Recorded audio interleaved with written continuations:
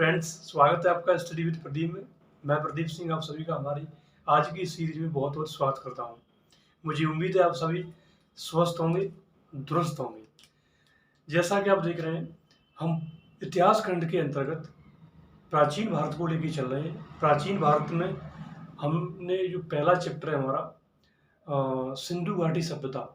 सिंधु घाटी सभ्यता से पहले जो पाषाण काल, प्रापाषाण काल, नवपाषाण काल और मध्य पाषाण काल, वो 4 चैप्टर हमने कंप्लीट किए। उसके बाद हम सिंधु घाटी सभ्यता में गए और सिंधु घाटी सभ्यता में लगभग 4 से 5 वीडियो हमने अपलोड कर चुके हैं। 1 या 2 लेक्चर और हम रिकॉर्ड करेंगे। उसके बाद आपका सिंधु घाटी सभ्यता कंप्लीट होगा। उसके बाद हम वैदिक सभ्यता में प्रवेश करेंगे। ठीक है।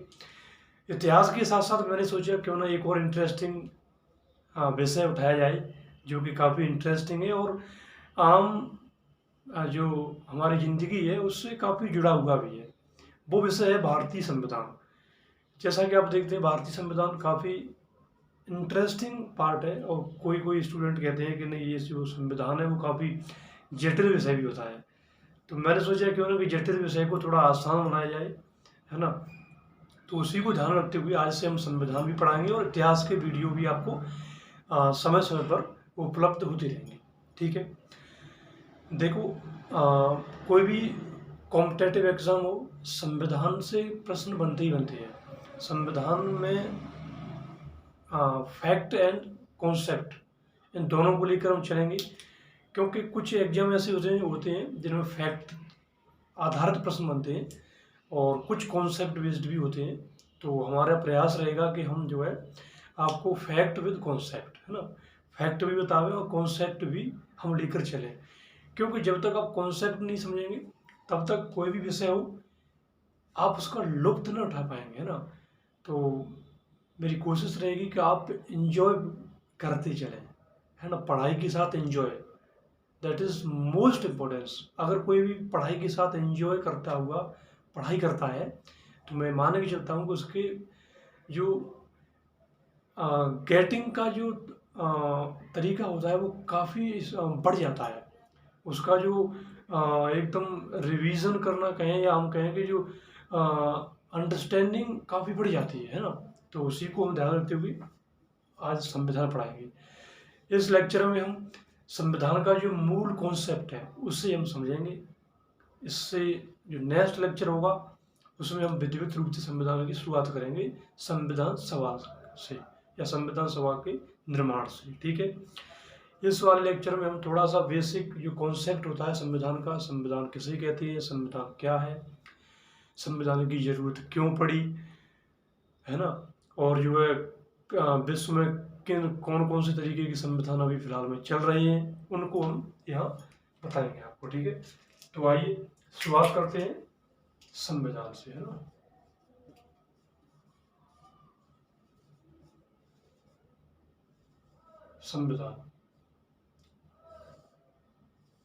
संविधान में बेसिकली 2-3 प्रश्न बनते हैं कि आखिर संविधान है क्या, संविधान किसे कहते हैं, संविधान की जरूरत क्यों है। तो कुछ प्रश्न भी लिखते हैं ना, उस प्रश्नों के जवाब देंगे तब हम समझेंगे।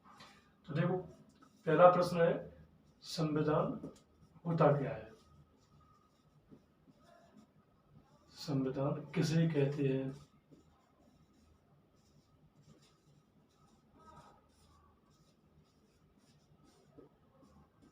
किसे कहते हैं, संविधान किसे कहते हैं। कोई भी टॉपिक हो, कोई भी चीज़ पढ़ते हैं तो हम बोलते हैं, हमारा पहला प्रश्न ये होना चाहिए कि भाई ये है क्या, जिसे हम पढ़ रहे हैं। अगर समझे तो हैं कि आखिर ये क्या बड़ा है, क्या चीज़ है ये।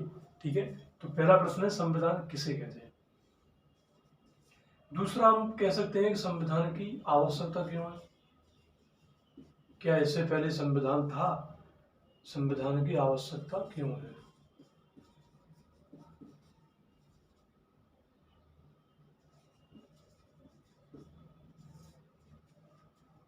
आवश्यकता, संविधान की आवश्यकता क्यों है ना। ये बहुत जरूरी पॉइंट होता है कि आखिर संविधान किसे कहते हैं, इसको हम जवाब देंगे। फिर संविधान की आवश्यकता क्यों है, क्यों जरूरत पड़ी संविधान की। ठीक है। और जो तीसरा अगर टॉपिक अगर हम देखें, तीसरा प्रश्न बन सकता है कि आखिर जो है संविधान, दुनिया की जो संविधान है वो कितने प्रकार का होता है। जैसे प्रश्न हो सकता है कि आधुनिक संविधान, जो वर्तमान जो संविधान है, आधुनिक संविधान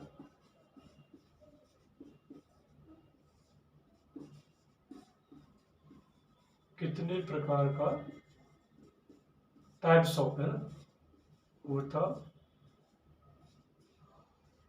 होता है, ठीक है ना। तो ये कुछ मूलभूत प्रश्न बन सकते हैं हमारे दिमाग में, बनने भी चाहिए, क्योंकि हमारा जो पहला लेक्चर होगा वो इसी जो प्रश्न है मूलभूत, उनको आगे उनको क्लियर करना हमारा पहले इस लेक्चर का ही उद्देश्य है। क्योंकि कोई भी विषय पढ़ रहे हैं तो आगे अगर हम उसका बेस एक बार क्लियर हो जाता है तो हम आगे जो पढ़ेंगे, आगे जो कोई भी विषय पढ़ेंगे तो वो काफ़ी जो है एक डीप अंडरस्टैंडिंग आ जाएगी, उसमें रुचि पैदा होगी हमारे अंदर, ठीक है ना। तो पहले प्रश्न का हम जवाब देंगे। पहला प्रश्न क्या है कि संविधान किसे कहते हैं, है ना। संविधान है क्या, व्हाट इज द कॉन्स्टिट्यूशन। संविधान बेसिकली कुछ नहीं होता, अगर हम बिल्कुल सरल और सादा शब्दों में अगर हम बताएं आपको, तो संविधान कुछ नियमों या कानूनों का एक ऐसा संकलन है ना, कुछ नियमों या कानूनों का एक ऐसा संकलन है जिसके माध्यम से राज्य व्यवस्था सुदृढ़ तरीके से संचालित होती है। सरकार जो है सुदृढ़ तरीके से एक अच्छे ढंग से संचालित होती है, जिन नियमों जिन कानूनों के माध्यम से, उसी के संकलन को हम संविधान कहते हैं, ठीक है। एक बात आपने देखा होगा कि संविधान बेसिकली, प्रश्न ये भी हम कह सकते हैं, क्या जो है राज्य का संचालन या सरकार के संचालन जिन मूलभूत विधियां या जिन मूलभूत कानूनों से होता है, क्या उसी को ये संविधान कहते हैं या और भी कोई संविधान होता है। आप देखते होंगे कि संविधान का जो अगर हम थोड़े व्यापक रूप में देखें तो संविधान हर जगह लागू होता है।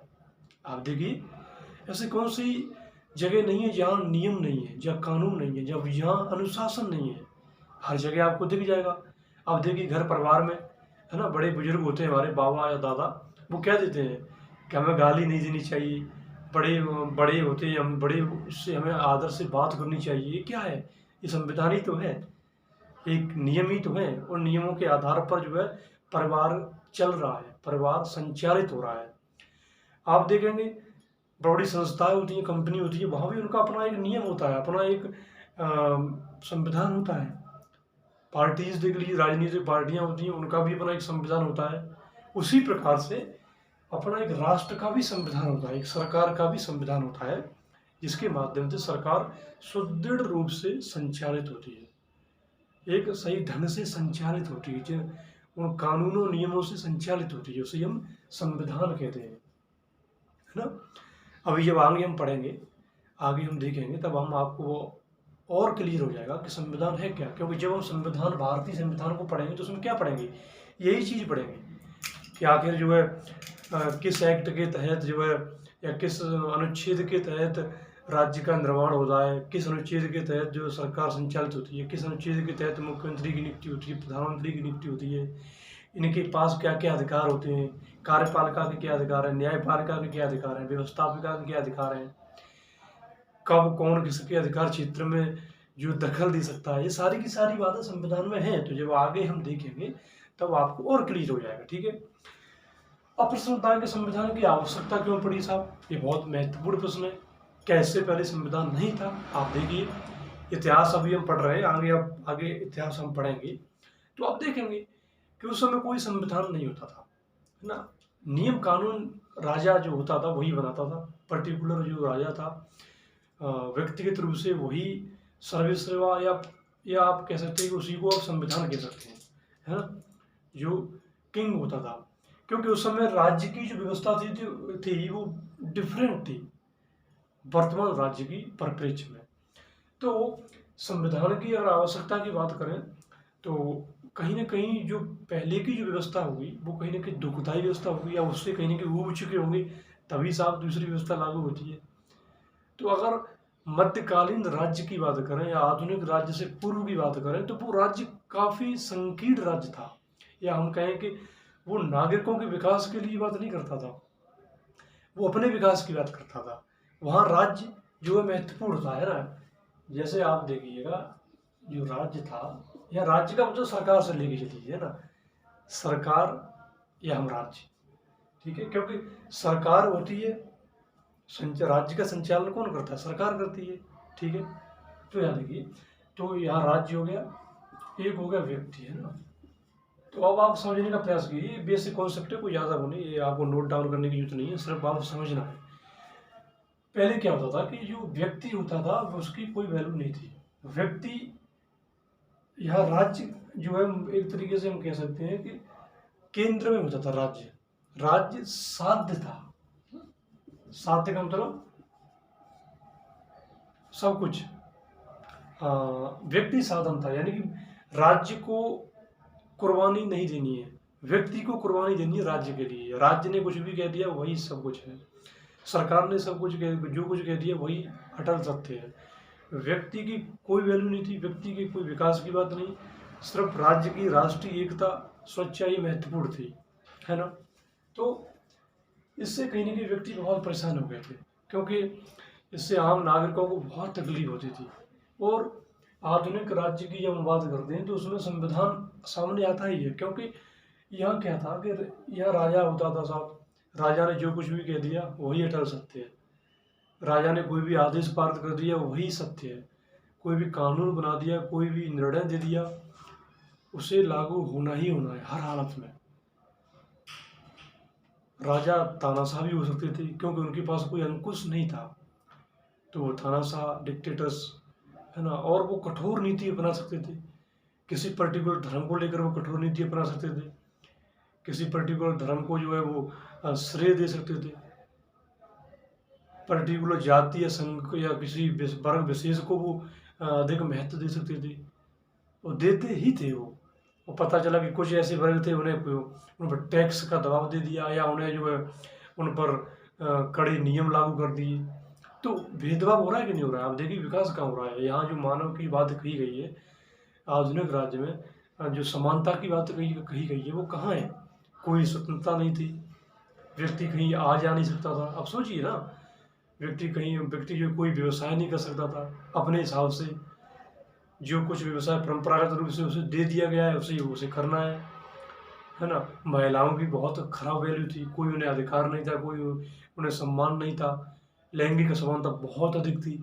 अब देखिए, जब हम संविधान को पढ़ेंगे तो आप देखेंगे कि इन सब चीज़ों की जो समस्याएं, इनका ही समाधान किया गया है बेसिकली। मौलिक अधिकार दिए गए, उसमें क्या किया।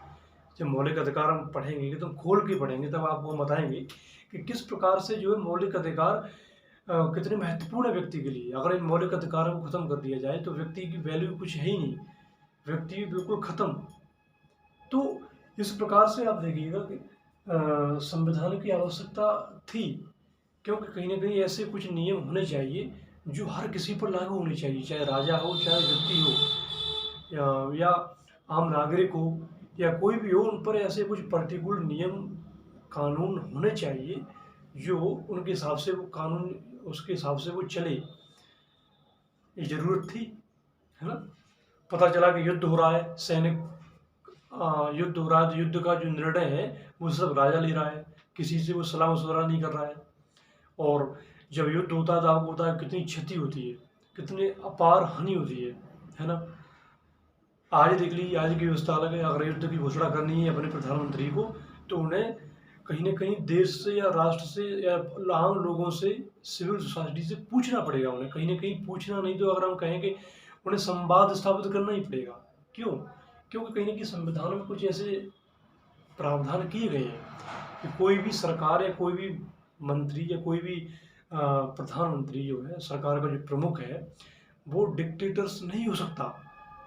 क्यों? क्योंकि संविधान उसे इसकी अनुमति नहीं दे सकता। बाकायदा कार्यपालिका है, न्यायपालिका है, व्यवस्थापिका है, तीनों के अपने अपने अधिकार हैं, तीनों के अपने अपने कार्य हैं। कोई भी किसी के कार्य में दखल अंदाजी नहीं कर सकता। और पहले कार्य तीनों कार्य कौन, किसके हाथ में थे? राजा के हाथ में थे। तो कहीं ना कहीं आम प्रजा को तकलीफ होती थी।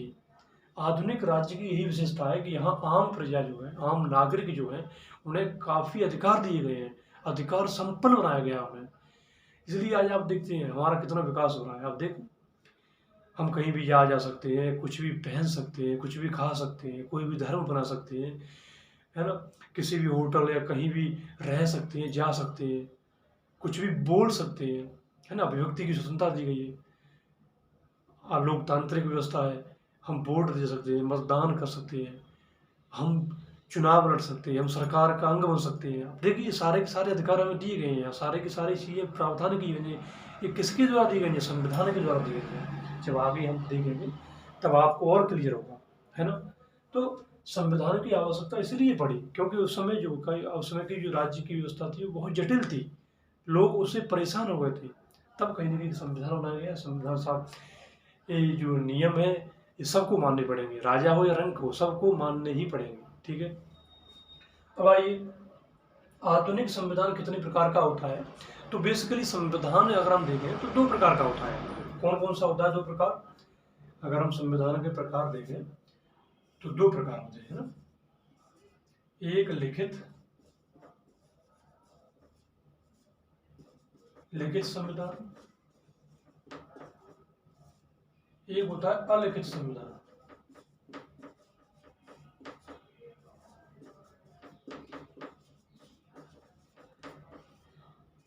लिखित और अलिखित संविधान। लिखित का तात्पर्य क्या है? भाई साहब, कोई नियम कानून फिक्स है और वो एक किताब में लिख लिए गए हैं, है ना? कि साहब जो है इस अनुच्छेद में एक आ गया है, ये लिखा हुआ है, और उसी के हिसाब से जो है कार्य कानून संचालित होंगे। नियम जो है कोई भी संस्था के जो नियम है या कोई भी कार्य है वो उसी अनुच्छेद या जो उसमें लिखा गया है उसी के आधार पर वो संचालित होगा। तो लिखा गया है ना, लिखित संविधान। अलिखित, जैसे नाम से अलिखित संविधान, ऐसा संविधान जो मौखिक है, लिखा ही नहीं गया है। कुछ परंपराएं बन चुकी हैं, कुछ नियम बन चुके हैं, उन्हीं के आधार पर सरकार, राज्य और जो है नागरिक चल रहे हैं। अलिखित संविधान, कुछ एग्जाम्पल देख लीजिए। जैसे लिखित संविधान का जो है अच्छा उदाहरण है अमेरिका, है ना, और भारत, यूएसए और भारत। यह लिखित संविधान है, लिखा गया है बाकायदा। इतने साहब इतने अनुच्छेद हैं, इतनी अनुसूचियां हैं, इतने भाग हैं, लिखा गया है ना। अलिखित का जो उदाहरण है वो ब्रिटेन का संविधान नहीं लिखा गया है, कोई किताब नहीं है, कोई पर्टिकुलर जो है लिखा नहीं गया है, परंपराओं के हिसाब से चल रहा है। नियमों जो कुछ विकसित हो गए हैं, विकसित संविधान है। एक तरीके से इसका क्रमिक विकास हुआ है ब्रिटेन के संविधान का। जी, जो यूएस और भारत का संविधान है ये लिखा गया है ना, कि एक संविधान सभा बनाई गई बाकायदा, फिर संविधान सभा का निर्माण किया गया, फिर संविधान सभा में लोग बैठ करके चिंतन मनन कर करके वाद विवाद करके उन्होंने बाकायदा लिखा है। लेकिन अलग संविधान क्रमिक विकास के माध्यम से इसका विकास हुआ है, क्रमिक रूप से, धीरे धीरे, है ना। तो आप पाएंगे कि जो सबसे पुराना संविधान की अगर बात आती है, जैसे अगर कोई प्रश्न आता है कि सबसे पुराना संविधान किसका है, ब्रिटेन का, हजारों साल पुराना है। क्यों? क्योंकि उसका जो विकास हुआ है वो धीरे धीरे हुआ है। अगर कभी प्रश्न ऐसे आए कि सबसे बड़ा संविधान किस देश का है, तो भारत का है ना, सबसे बड़ा संविधान। इसमें 395 अनुच्छेद, 22 भाग, है ना, और अनुसूचियां 12 अनुसूचियां, तो सबसे बड़ा संविधान है भारत का। यूएसए का संविधान है, लेकिन ये भारत के अपेक्षा काफी छोटा संविधान है। ठीक है। तो अच्छा, एक बात और मैं आपको बताऊँ, अगर कभी ऐसे प्रश्न आए कि सबसे पुराना संविधान किस देश का है, या ऐसे आए कि सबसे पुराना लिखित संविधान किस देश का सबसे पुराना संविधान है, तो यूएसए का, संयुक्त राज्य अमेरिका का। ठीक है। अगर सबसे बड़ा संविधान पूछा जाए विश्व का, तो भारत का है। ठीक है। तो ये हो गया आधुनिक संविधान के जो है कितने प्रकार के होते हैं। तो मूल रूप से 2 प्रकार के होते हैं, अलिखित और लिखित संविधान। ठीक है। तो ये हमने देखा।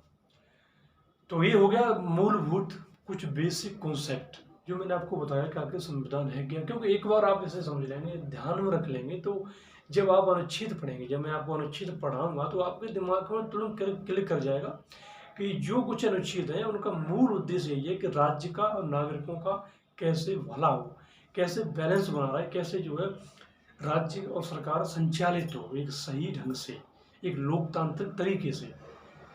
ठीक है।